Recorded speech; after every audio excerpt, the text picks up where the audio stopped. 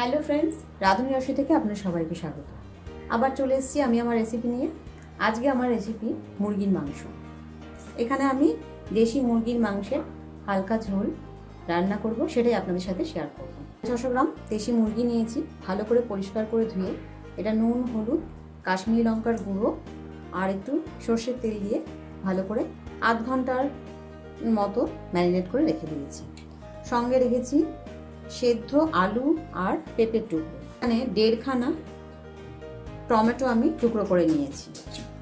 কিছু মশলাপাতি রেখেছি ফোড়নের জন্য গোটা জিরে, গোটা গরম মশলা, আর এখানে একটা তেজপাতা নিয়েছি 2 টুকরো করা, কয়েকটা চেরা কাঁচা লঙ্কা রেখেছি, 4টে মিডিয়াম সাইজের পেঁয়াজ কুচি করে নিয়েছি, আদা রসুন শুকনো লঙ্কা আমি বেটে নিয়েছি, ধনে গুঁড়ো, জিরে গুঁড়ো রেখেছি, হলুদ গুঁড়ো, নুন, সরষের তেল রেখেছি পুরো রান্নাটা কমপ্লিট করার জন্য।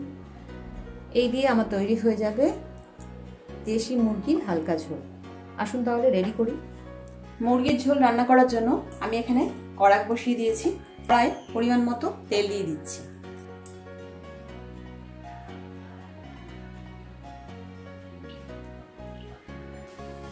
প্রথমে আমি তেলের মধ্যে ফোড়নটা দিয়ে দিচ্ছি।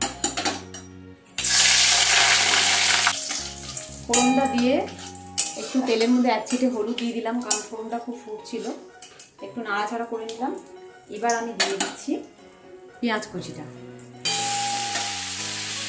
4টে মিডিয়াম সাইজ পেঁয়াজ আমি খুব মিহি করে কুচি করে রেখেছিলাম, সেটা দিয়ে দিলাম। দিয়ে পেঁয়াজটা আমি ভালো করে কষিয়ে নেব। পেঁয়াজটা ভাজতে ভাজতেই আমি এখানে চেরা কাঁচা লঙ্কাগুলো দিয়ে দিলাম। কাঁচা লঙ্কাগুলো আমি একটু টুকরো টুকরো করে নিয়েছি, নিয়ে দিয়ে দিলাম। জলের ছিটে দিয়ে ঢাকা দিয়ে আমি পেঁয়াজটাকে কষিয়ে নিচ্ছি। পেঁয়াজটা দেখুন অনেকটা কষে এসছে। এই পর্যায়ে আমি এখানে 1 চিমটে চিনি দিয়ে দিলাম। 2-4 দানা চিনি এতে অ্যাড করে দিলাম, তাতে পেঁয়াজের কালারটা আরও ভালো আসবে। পেঁয়াজটা নেড়ে ছেড়ে জলের ছিটে দিয়ে একটু ঢাকা দিয়ে দিচ্ছি।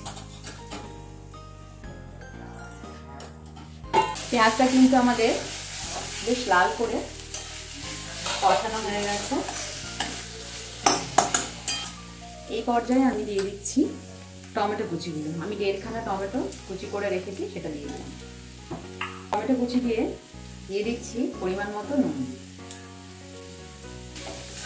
টমেটো আর নুন দিয়ে আবার আমি এটা ভালো করে একটু কষিয়ে নিচ্ছি। সেদ্ধ করা পেঁপের টুকরোগুলো দিয়ে দিচ্ছি।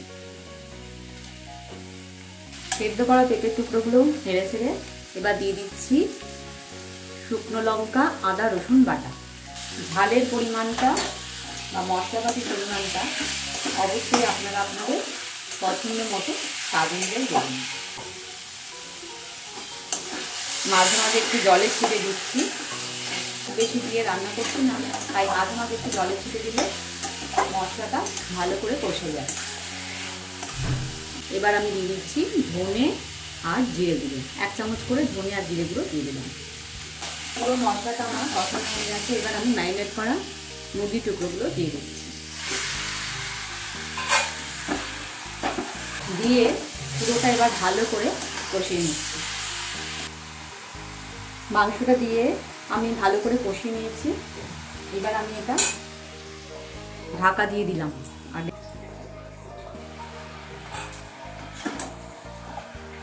মাঝে মাঝে ঢাকা খুলে আমি এটা একটু নেড়ে দিচ্ছি।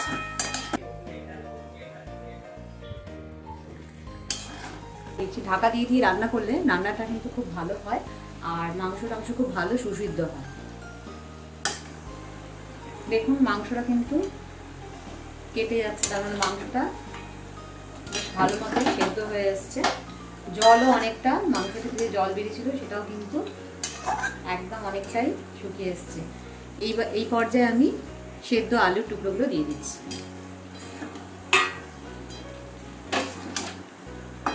সেদ্ধ করা না থাকে সেক্ষেত্রে আলুটা কিন্তু ভালো করে ভেজে নিতে হবে। তো আলুর টুকরোগুলো দিয়ে ভালো করে মাংসটা একটু নেড়ে ছেড়ে নিচ্ছি।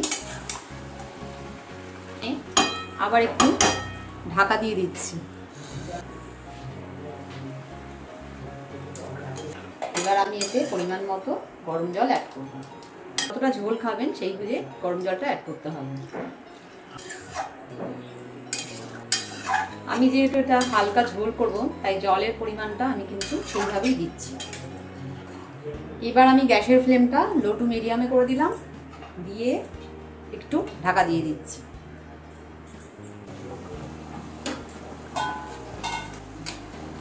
দেখুন মাংসের ঝোলটা ফুটে উঠেছে।